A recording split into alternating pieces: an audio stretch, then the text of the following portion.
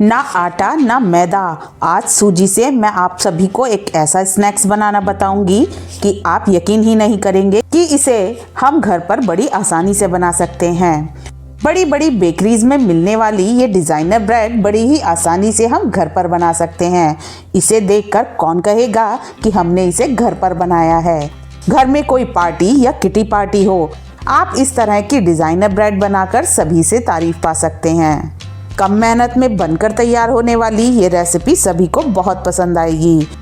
Designer bread बनाने के लिए सूजी से आटा कैसे लगाते हैं ये भी मैं आपको बताऊंगी। साथ ही इसकी एक चटपटी मसालेदार स्टफिंग भी बनाना बताऊंगी। तो चलिए बिल्कुल देर ना करते हुए जल्दी से स्टार्ट करते हैं अपनी आज की रेसिपी।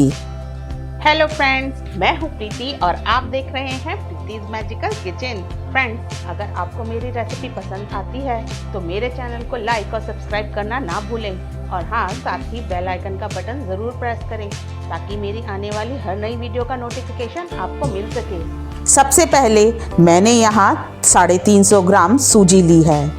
आप मोटी बारीक किसी भी तरह की सूजी का यहाँ यूज़ कर सकते हैं। अब मैं इसमें टेस्ट के अकॉर्डिंग 1 चम्मच भरकर नमक डालूंगी। साथ ही 2 चम्मच भरकर मिल्क पाउडर डालूंगी। मिल्क पाउडर से हमारी ब्रेड के डो को एक बहुत ही अच्छा टेक्सचर मिलता है। अब मैं इसमें टेस्ट और फ्लेवर के लिए 1 चम्मच भरकर पिज़्ज़ा सीजनिंग डालूंगी। अब इन सभी चीज़ों को मैं एक स्पून से अच्छी तरह से मिक्स कर लूँगी। मिक्स करने के बाद इसमें मैं 2 चम्मच भरकर देसी खांड डाल रही हूँ। आप इसकी जगह पिसी हुई चीनी या कैस्टर शुगर का भी यूज़ कर सकते हैं। अब मैं इसमें 1.5 चम्मच इंस्टेंट ड्राई ईस्ट डालूंगी। ड्राई ईस्ट सीधे नमक के कांटेक्ट में ना आए, इसलिए मैंने पहले नमक और बाकी सभी चीज़ों को सूजी के साथ मिक्स कर लिया था। अब मैंने यहाँ 1 ग्लास ल्यूक वार्म वाटर लिया है। अब ये मैं थोड़ा थोड़ा करके इसमें पानी डालूंगी और हाथ से इस तरह से मिक्स करूंगी। जब भी हम ईस्ट के साथ आटा लगाते हैं तो हमेशा ल्यूक वार्म वाटर का यूज़ करें। अगर हम ठंडे पानी का यूज़ करेंगे तो हमारी ईस्ट एक्टिवेट नहीं होगी और डो फर्मेंट नहीं होगा। अब सभी चीज़ों को बिना मेहनत के बिल्कुल हल्के हाथों से हमें इस तरह से सिर्फ मिक्स करना है। अभी मैं सिर्फ आटे को इस तरीके से इकट्ठा कर रही हूँ। यहाँ मैंने 1 गिलास पानी लिया था और लगभग पूरा पानी इस सूजी में लग गया है। सिर्फ ये 2-3 चम्मच के आसपास पानी इसमें बचा है। इसको भी हमें अभी फेंकना नहीं है, इसे हम आगे यूज़ करेंगे। अभी मुझे यहाँ डो को ज़्यादा नीड नहीं करना है, बस मैं इसको इसी तरीके से अभी रेस्ट पर रखूँगी। देखिए हमारा डो कितना सॉफ्ट है। अब मैं इस तरह से सूजी के ऊपर थोड़ा सा पानी स्प्रिंकल कर दूँगी। इस तरह से पानी स्प्रिंकल करने से हमारा डो ड्राई नहीं होगा। अब मैं इस डो को 15 से 20 मिनट के लिए ढककर रख दूंगी ताकि हमारी सूजी अच्छे से फूल जाए। 15 से 20 मिनट हो चुके हैं और देखिए हमारी सूजी भी अच्छी तरह से फूल गई है और सूजी फूलने की वजह से इसमें पानी की क्वांटिटी कम हो गई है, ये थोड़ी हार्ड हो गई है। अब जो पानी बचा था ग्लास में उसमें से थोड़ा सा पानी मैं अपनी सूजी पर डालकर इस तरीके से अब आटे को स्मूथ करने के लिए मलना शुरू करूँगी। यहाँ हम बिल्कुल जैसे रोटियों के लिए डो तैयार करते हैं उसी तरीके से हमें डो तैयार करना है। आपने देखा होगा कि ब्रेड या पाव बनाने के लिए हमें डो पर बहुत मेहनत करनी पड़ती है। उसे स्ट्रेच और फोल्ड मेथड से कम 10-12 मिनट तक नीड करना पड़ता है, लेकिन सूजी के डो के साथ हमें ऐसा कुछ भी नहीं करना है। नॉर्मल जैसे हम रोटी के आटे के लिए डो को नीड करते हैं उसी तरीके से हमें इसका डो भी नीड करना है। हमें कोई ज़्यादा मेहनत इस पर नहीं करनी है। अब मैं इसमें 2 से 3 चम्मच रिफाइंड ऑयल डालूंगी। अब आप यहाँ रिफाइंड ऑयल की जगह बटर या ऑलिव ऑयल किसी का भी यूज़ कर सकते हैं। फिर से एक बार मैं आटे को इस तरह से मुड़कियाँ देकर एकदम स्मूथ कर लूँगी। देखिए डो कितना स्मूथ हो गया है और ये बिल्कुल सॉफ्ट भी है। अब मैं इसे अच्छी तरह से पीछे से सील करके एक बाउल में रख दूंगी और ऊपर से थोड़ा सा ऑयल अपने डो पर अच्छी तरह से मल दूंगी। ऐसा करने से हमारे डो में ड्राइनेस नहीं आएगी। देखिए हमारा डो कितना परफेक्ट और सॉफ्ट लगा है। अब मैं इस डो को 1.5 से 2 घंटे के लिए प्रूफ होने के लिए रखूँगी। डो की प्रूफिंग का टाइम वेदर पर डिपेंड करता है। अभी सर्दियां हैं इसलिए 1.5 से 2 घंटे में होता है। गर्मियों में आधा या 1 घंटे में बहुत अच्छे से डो प्रूफ हो जाता है। इतने हमारा डो प्रूफ हो रहा है, हम अपनी स्टफिंग भी बनाकर तैयार कर लेते हैं ताकि वो अच्छी तरह से ठंडी हो जाए। यहाँ गैस पर मैंने एक पैन गरम होने के लिए रख दिया है और अब मैं इसमें 1 से 2 चम्मच भरकर रिफाइंड ऑयल डालूंगी। अब मैंने एक टमाटर को इस तरीके से स्लाइस में कट कर लिया है और इसे मैं ऑयल में डालकर कुछ सेकंड के लिए फ्राई करूंगी। यहाँ मुझे टमाटर को गलाना नहीं है। साथ ही 3 मीडियम साइज की प्याज को इस तरीके से स्लाइसेस में चॉप किया हुआ है। इसे भी मैं टमाटर के साथ डालकर 1 मिनट के लिए अच्छी तरह से भून लूँगी। यहाँ मुझे किसी भी चीज़ को गलाना नहीं है, सिर्फ इनको सौते करना है। अब मैं इसमें इस तरह से जूलियंस में कटी हुई गाजर भी इसके अंदर डाल दूँगी। गाजर थोड़ी सी हार्ड होती हैं तो इन्हें पकने में थोड़ा सा समय ज़्यादा लगता है। सभी चीज़ों को मैं अच्छी तरह से भून लूँगी। अब मैं इसमें चॉप की हुई शिमला मिर्च भी डाल दूँगी। सभी सब्जियों को 1 से 2 मिनट के लिए भूनना है। यहाँ मुझे गाजरों को थोड़ा सा सॉफ्ट करना है, इसलिए मैं इसमें टेस्ट के अकॉर्डिंग नमक डाल रही हूँ। नमक से हमारी गाजर थोड़ी जल्दी सॉफ्ट हो जाएंगी। अब मैं इसमें चॉप की हुई पत्ता गोभी डालूँगी। किसी भी स्टफिंग में सब्जियों का फ्लेवर बहुत ही अच्छा लगता है।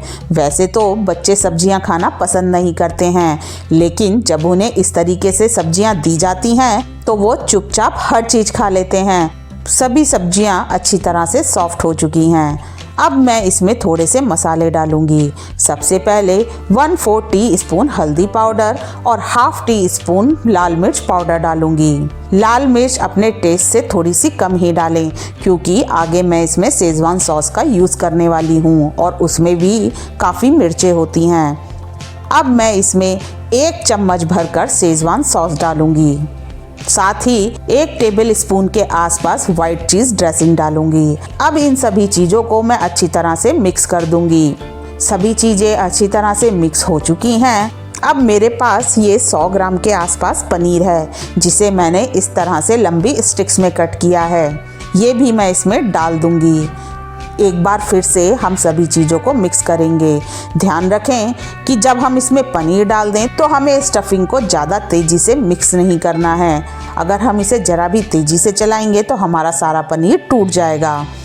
अब मैं इसमें टेस्ट और बहुत ही अच्छा फ्लेवर देने के लिए 1 चम्मच भरकर पिज़्ज़ा सीजनिंग डालूंगी और सभी चीज़ों को फिर से मिक्स कर दूंगी।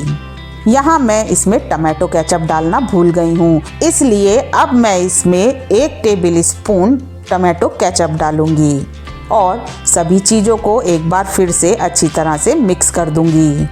लीजिए, हमारी एकदम चटपटी और मसालेदार स्टफिंग भी रेडी है। अब हम इसे ठंडा होने के लिए रख देते हैं। 1.5 से 2 घंटे हो चुके हैं और हमारा डो भी बहुत अच्छे से प्रूफ हो चुका है। देखिए ये कितना फूल गया है और क्वांटिटी में जस्ट डबल हो गया है। अब मैं इस डो को इस तरीके से थोड़ा सा स्मूथ करूँगी। ज़्यादा जोर लगाकर इसे स्मूथ नहीं करना है। और अब मैं इसको 6 इक्वल पार्ट में डिवाइड कर लूँगी। लीजिए, मैंने डो को 6 इक्वल पार्ट में डिवाइड कर लिया है। अब मैं इस तरीके से एक पार्ट को लूँगी और अंदर की तरफ टक करते हुए पीछे से इस तरह से सील करूँगी। पीछे से अच्छी तरह से सील करके इसे हाथों में घुमाकर एक स्मूथ बॉल तैयार कर लूँगी। इसी तरीके से मैं बाकी के डो से भी सभी बॉल्स रेडी कर लूँगी। लीजिए, मैंने सभी बॉल्स को रेडी कर लिया है। अब मैं एक डो बॉल लूँगी और उसे इस तरीके से बेलना स्टार्ट करूँगी। यहाँ मुझे अपनी डिज़ाइनर ब्रेड बनाने के लिए रेक्टेंगल शेप में डो को बेलना है। उसके लिए मैं पहले डो को इस तरीके से ओवल शेप में बेल लूँगी। लीजिए, डो को मैंने ओवल शेप में बेल लिया है। अब पिज़्ज़ा कटर से मैं इसको इस तरीके से आगे और पीछे से कट करूँगी। लीजिए, हमारी रेक्टेंगल शीट रेडी है। अब मैं इसके ऊपर 1 चम्मच भरकर पिज़्ज़ा सॉस लगाऊंगी। आप पिज़्ज़ा सॉस की जगह शेजवान सॉस का भी यूज़ कर सकते हैं और 1 स्पून से पूरी शीट पर इस तरह से फैला दूंगी। कोशिश करूंगी कि इसके किनारों पर हमारी सॉस ना लगे। अब जो हमने स्टफिंग बनाई थी उसको मैं 2 से 3 चम्मच भरकर अपनी शीट पर रखूंगी। स्टफिंग मुझे बीच में नहीं रखनी है, थोड़ी सी एक साइड करके हम इस स्टफिंग को रखेंगे। और अब मैं इसके ऊपर मोज़रेला चीज़ लगाऊंगी। चीज़ आप जितना पसंद करें उतना लगा सकते हैं। अगर आपके पास मोज़रेला चीज़ ना हो तो आप चीज़ स्लाइस या चीज़ क्यूब का भी यूज़ कर सकते हैं। अब मैं पिज़्ज़ा कटर की हेल्प से इसकी इस तरह से स्ट्रिप्स कट करूंगी। अब मैं एक एक स्ट्रिप को इस तरीके से ट्विस्ट करते हुए नीचे काउंटर पर उंगली से दबाकर चिपका दूंगी, ताकि हमने स्ट्रिप को जो ट्विस्ट किया है वो ट्विस्ट हमारे खुले नहीं। एक एक कर इसी तरीके से मैं सभी स्ट्रिप्स को ट्विस्ट कर दूंगी। लीजिए, सभी स्ट्रिप्स प्रेस हो चुकी हैं। अब मैं पीछे की तरफ से दोनों कोने पकड़कर डो को थोड़ा सा खींचूंगी और अपनी आगे की फिंगर्स की हेल्प से स्टफिंग को दबाते हुए इस तरीके से डो को रोल करूंगी। लीजिए, तैयार हो गई हमारी एक डिजाइनर ब्रेड। लग रही है ना सुंदर। अब मैं इसको उठाकर एक साइड में रख दूंगी और अपनी दूसरी शीट बेलूंगी। बिल्कुल सेम प्रोसेस से हमें सबसे पहले ओवल शेप में शीट बेल लेनी है और उसके कोनों को इस तरीके से कट कर लेना है। अब मैं हाफ शीट जितना निशान लगाकर इस तरीके से स्ट्रिप कट करूंगी और इसके ऊपर पिज़्ज़ा सॉस स्प्रेड कर दूंगी। फिलिंग को स्टफ करूंगी और ऊपर से चीज़ स्प्रेड कर दूंगी। सभी स्ट्रिप्स को ट्विस्ट करेंगे और दोनों हाथों से अपनी शीट को पकड़कर स्टफिंग को दबाते हुए इस तरीके से रोल करेंगे। लीजिए, हमारी दूसरी ब्रेड भी एकदम रेडी है। इसी तरह से मैंने सभी बॉल्स को बेलकर अपने डिज़ाइनर ब्रेड्स को रेडी कर लिया है और एक बेकिंग ट्रे में अरेंज कर लिया है। बेकिंग ट्रे में मैंने बेकिंग पेपर लगाकर उसे अच्छी तरह से ग्रीस करके इस पर सभी डिज़ाइनर ब्रेड्स को अरेंज कर लिया है। अब हम इन्हें ऊपर से थोड़ा सा डेकोरेट करेंगे। सबसे पहले मैं ऊपर थोड़ा चीज़ स्प्रिंकल करूंगी। जैसा कि मैंने पहले भी कहा कि चीज़ आप जितना खाना पसंद करते हैं उतना डाल सकते हैं। सभी के ऊपर मैंने चीज़ को लगा दिया है। अब मैं टमाटर और शिमला मिर्च के साथ इसको डेकोरेट करूंगी। टमाटर और शिमला मिर्च को मैंने जूलियंस में कट कर लिया है। अब मैं एक एक करके इन्हें अपनी ब्रेड्स के ऊपर लगाऊंगी। टमाटर और शिमला मिर्च लगते के साथ ही हमारी ब्रेड का लुक देखने लायक है। अब इसके लुक को और इनहेंस करने के लिए मैं इनके ऊपर एक एक ब्लैक ऑलिव लगा दूंगी। देखिए, कितनी खूबसूरत लग रही हैं। कौन कहेगा कि इन्हें हम घर में बना रहे हैं। आपने देखा ही होगा कि बड़ी बड़ी बेकरीज में ये डिज़ाइनर ब्रेड्स कितनी कॉस्टली मिलती हैं और इन्हें हम बिल्कुल कम खर्च में कितनी आसानी से घर पर बना रहे हैं। लास्ट में मैं इनके ऊपर पिज़्ज़ा सीजनिंग को स्प्रिंकल कर दूंगी। आप चाहें तो यहाँ पिज़्ज़ा सीजनिंग के साथ चिली फ्लेक्स को भी स्प्रिंकल कर सकते हैं। अब मैं इन्हें ढककर आधे घंटे के लिए सेकंड प्रूफिंग के लिए रखूंगी। इससे हमारी ब्रेड बहुत ही अच्छी तरह से फूल कर आती है। लीजिए, सेकंड प्रूफिंग भी हो चुकी है और देखिए, ब्रेड साइज में थोड़ी सी बड़ी हो चुकी हैं। साथ ही ओवन भी प्री हीट हो चुका है। अब मैं इन्हें 200 डिग्री पर बोथ रॉड ऑन करके 20 से 25 मिनट्स के लिए बेक करूंगी। लीजिए, 25 मिनट्स में हमारी ब्रेड बहुत अच्छी तरह से बेक हो गई हैं और इन पे देखिए कलर भी कितना सुंदर आया है। अब बताइए, इन्हें देखकर आप कहेंगे कि इन्हें हमने घर में बनाया है? नहीं ना, लेकिन ये बिल्कुल सच है। और ना ही हमने इसमें आटे का यूज़ करा है और ना ही मैदा का। कौन कहेगा कि इन्हें हमने सूजी से बनाया है। ये देखने में जितनी सुंदर हैं, खाने में उससे भी ज़्यादा टेस्टी हैं। ये खाने में इतनी टेस्टी हैं कि आपको पता ही नहीं चलेगा कि इन्हें हमने सूजी से बनाया है। चलिए, मैं आपको पास से दिखाती हूँ। देखिए, कितनी खूबसूरत ब्रेड है और देखिए नीचे से भी कितना सुंदर कलर आया है। मैं आपको तोड़कर भी दिखाती हूँ। वाह, देखकर ही मज़ा आ गया है। मैं आपको पास से दिखाती हूँ कि हमारी ब्रेड कितने अच्छे से बेक हुई है। इसमें बनी जाली से पता चलता है कि हमारी ब्रेड कितने अच्छे से बेक हुई है। आपको मेरी आज की ये रेसिपी कैसी लगी मुझे कमेंट बॉक्स में कमेंट करके ज़रूर बताएं। और अगर रेसिपी अच्छी लगी हो तो एक लाइक, शेयर और मेरे चैनल को सब्सक्राइब करना बिल्कुल ना भूलें। तो जल्दी ही मिलती हूँ एक नई रेसिपी के साथ। Till then, bye bye.